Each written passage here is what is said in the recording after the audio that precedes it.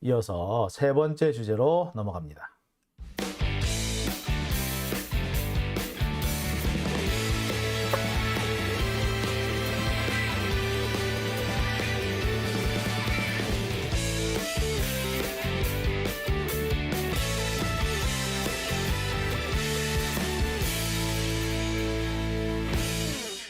네, 오밤중의 뉴스 함께하고 계신 지금 시간이 12시 25분 지나고 있습니다.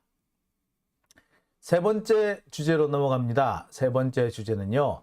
사전투표 폐지 음모, 뜬금없는 선관위 해킹 소동입니다. 자, 참 요새 제가 이 언론에 보도되는 꼬라지를 보면은요. 이 언론이 음모론의 고향이 된 것 같아요. 조중동 이놈의 새끼들은 툭하면 김어준 보고 뭐 음모론 얘기를 하고 있는데 음모론을 제일 많이 퍼뜨리고 다니는 게 조중동이 아닌가라는 생각이 듭니다. 당장 조선일보 같은 경우에 무슨 짓을 했습니까? 예. 조국 전 장관의 동생, 조국 전 장관의 동생이 그 부인하고 이혼을 했는데 이혼한 게 아니다. 가짜로 이혼했다라는 그런 주장을 펴지 않았던가요? 그래서 멀쩡하게 있는 사람까지 엄청나게 괴롭히지 않았습니까? 아니, 그런 게 음모론 아닌가요? 자, 또 있습니다.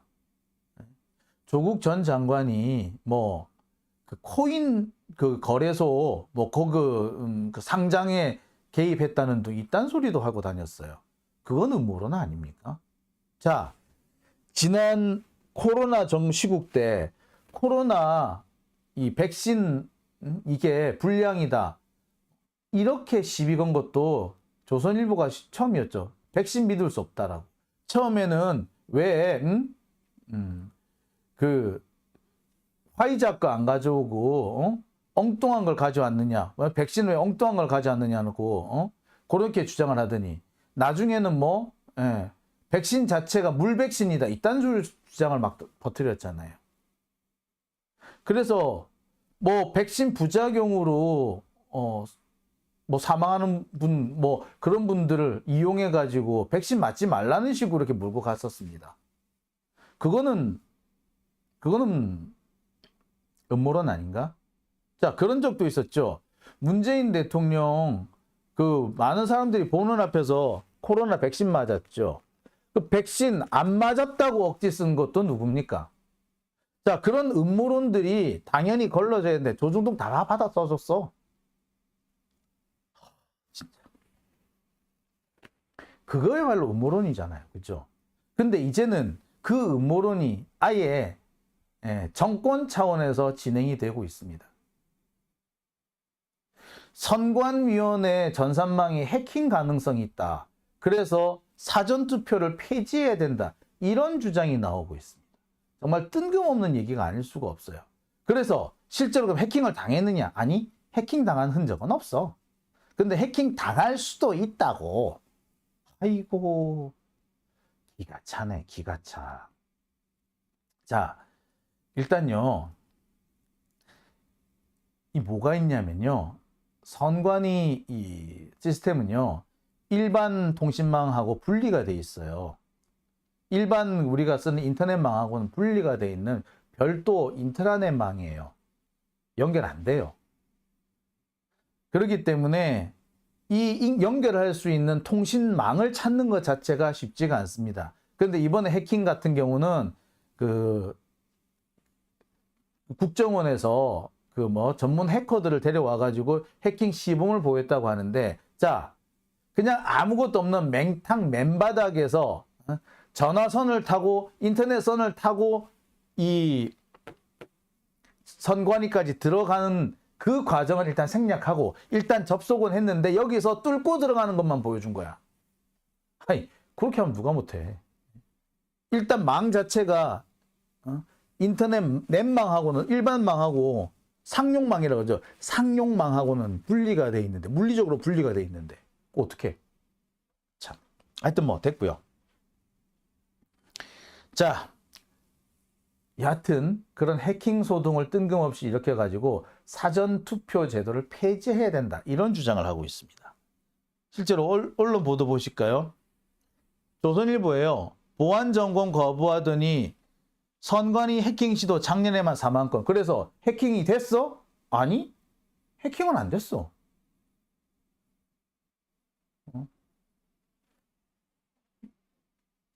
자, 그런데 갑자기 뭐라고? 국정원에서는 선관위가 해커가 유권자 명부 조작할 수도 있고 개표값 변경할 가능성이 있다라고 이렇게 발표를 했대. 아니, 해킹 시도가 있었고 개표 값을 바꿀 수 있었다. 그러면 해킹 시도가 뭐야? 결과값까지 바꿨다 이 말인가? 실제로 해킹 시도가 있었다는 얘기고, 그래서 결과값이 바뀌었다고? 그래서 뭐 선거가 그럼 부정선거였어? 이런 얘기가 나오죠. 야, 그러면 보자. 우리 그거부터 살펴봐야겠다. 작년 대선부터 한번 살펴보자 그래야겠네. 해킹돼가지고 대선이 잘못됐는지도 모르겠네. 국정원이, 아니, 국민의힘 얘네들이 뭔 짓을 했는지 어떻게 알아? 아니, 대검에 있는 그 누구야? 그 포렌식 센터, 걔네들 거기 있는 전문가들 동원해가지고 실제로 이렇게 해킹짓 했는지, 검찰 해킹짓 했는지 확인해 봐야겠네. 그죠? 이씨, 진짜 나쁜 새끼들. 자, 아예 이런 것까지 나와요. 선관위 북 해킹 정황 없지만 취약하다. 그러면서 사전투표를 폐지해야 된다. 아니, 해킹 시도는 있었지만 해킹 당한 적은 없다는데 왜 갑자기 취약하다는 얘기는 어찌 나오는 거야? 해킹 시도가 4만 건인데 그중에 단 한 건도 해킹에 성공한 게 없으면, 그런데 왜 취약하다고 할 수 있지? 일단 그거부터가 말이 안 되죠. 한마디로 억지를 써서 갖다 붙인 거예요. 그리고 유권자 명부라는 게 뭡니까? 원래 우리나라 유권자 명부는요, 오프라인이에요. 온라인 아니에요.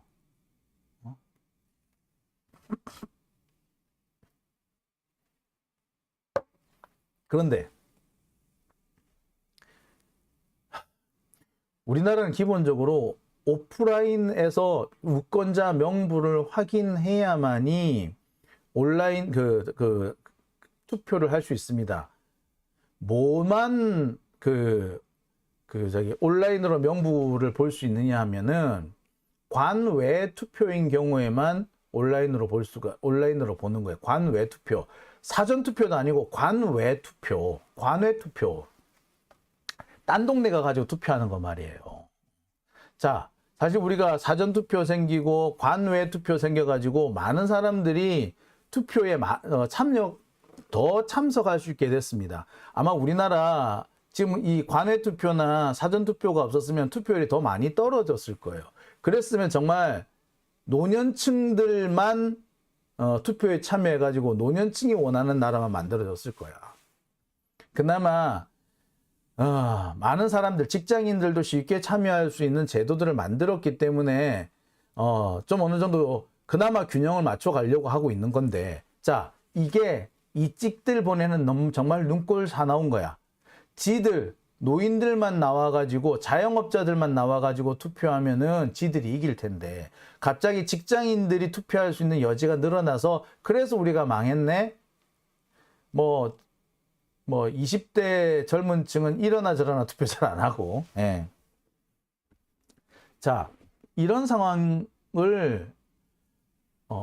이 찍들은 보기 싫은 거죠.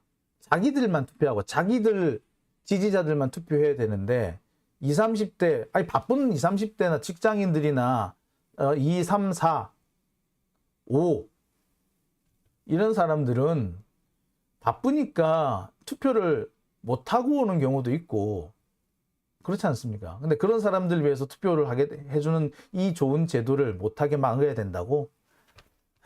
참네. 그리고요, 유권자 명부 이 전산망은요, 물리적으로 분리돼서 행정망으로 연결이 돼요. 우리나라 설명을 제가 좀 드릴게요. 우리나라 이 통신망은요, 일반 상용망이 있고요, 이 상용망도 KT망이 있고 SK망이 또 따로 있습니다. 하여튼 간에 기본적으로 뭐 KT망을 기관으로 쓰는데 상용망이 있고요.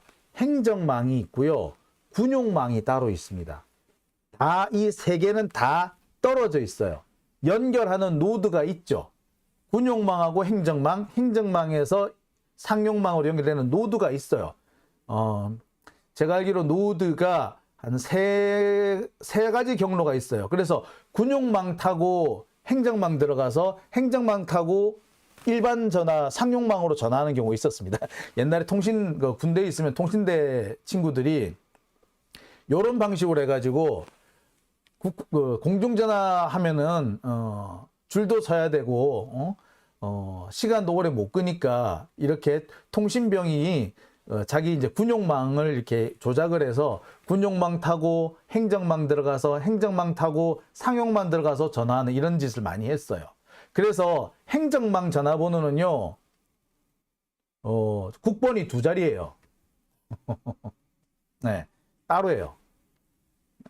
그리고 군용망 전화번호는요, 또 따로 있어요. 이게 뭐냐면 물리적으로 분리가 되어 있는 거지. 이 행정망에 포함되어 있는 게 그 일반 행정부처도 포함되지만 국회도 포함되어 있고요. 선관위 같은 것도 다 포함되어 있어요. 선관위 전산망은 이 행정망에서 분리돼 나온 통신망인 거예요. 이 행정망에 연결되어 있는 행정 인트라넷을 가지고 돌아갑니다. 기본적으로 상용망에서 접근이 어려워요. 상용망에서 들어가려면 상용망에서 행정망으로 들어가는 노드를 타고 들어가야 되는데 이 노드만 관리 잘하면 들어올 수가 없는 거예요. 원래. 그런데 지금 이번 같은 경우는 애시당초 일반 상용망에서 노드 타고 들어오는 거는 빼고 일단 행정망에 들어왔다 치고 선관위를 해킹할 수 있느냐. 그러니까 순수 시스템, 그 선관위 전산 시스템 이 보안 상태만 살펴본 거예요. 이게 뚫릴까? 쉽게 뚫릴까? 안 뚫려요. 아유, 참 그렇다 치고요. 그런데 만약에 뚫리고 또 실제로 취약하다면 그러면 보안 조치를 강화하면 되는 거잖아. 그죠? 해킹에 대처할 수 있는 보안 조치를 철저히 하면 되는 것이지 그것 때문에 사전 선거를 없애자고 관외 투표를 없애자고 이건 누구 말 맞다나 빈대 잡으려고 초가 삼관 태우는 거고 구더기가 무서워서 장을 못 담근다는 거 아니겠습니까? 네. 진짜 짜증나는 상황이죠. 근데 이거를 지금 조중동이 앞장서서 선동하고 있어. 얘들의 목표는 해킹이 아니야. 네. 사전투표를 없애자는 거지. 아니 근데 해킹되는 거하고 사전투표하고 뭔 상관이 있어요. 얘들이 이걸 어떻게 갖다 붙인다? 아니 사전투표를 하게 되면은 해킹을 당할 수 있는 기간이 그만큼 늘어나지 않냐. 그러니까 더 위험하다. 그러니까 사전투표 없애자. 요딴 개소리를 하고 있는 거죠. 이런 걸 보고 뭐라 그럽니까? 우리가 궤변이라고 하잖아요. 그죠? 이런 짓을 지금 하고 있습니다. 자, 이와 관련해 가지고 자, 한번 보세요.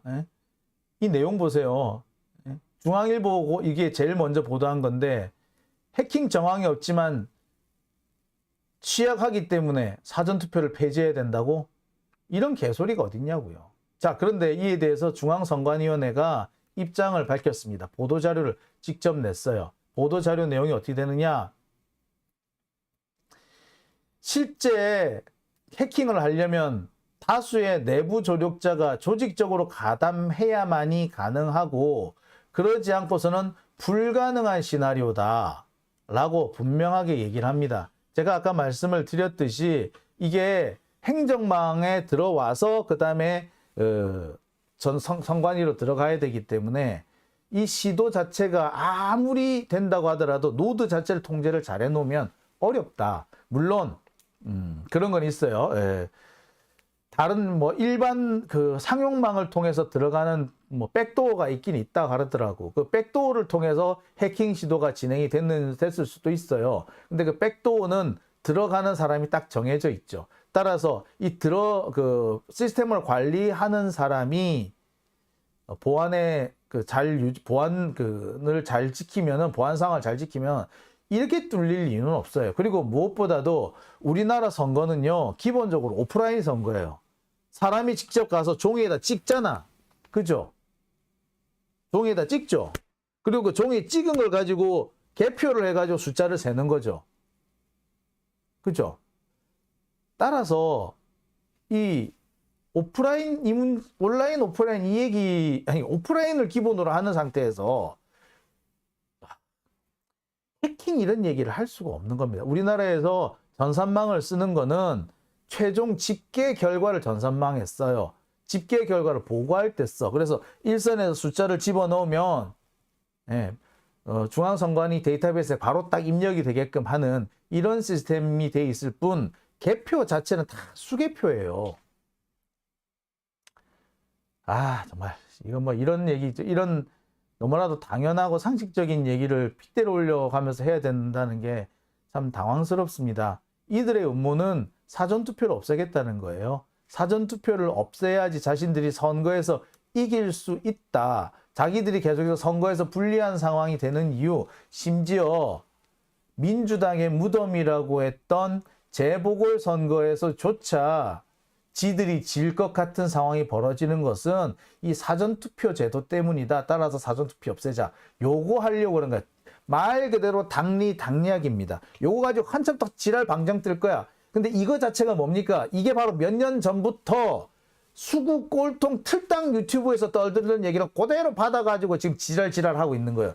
국정원이라는 새끼들이, 이 새끼들도 아예 없애버려야 되는지, 왜 지들이 국내 정치에 자꾸 개입을 해? 아우, 씨발, 진짜. 개 잡놈들, 진짜. 아우, 씨, 이것들이 진짜. 여기에 관여한 국정원 직원들 다 내쫓아야 돼요. 얘들은 인간이 아니야. 국정원답게 굴라고, 아유, 씨.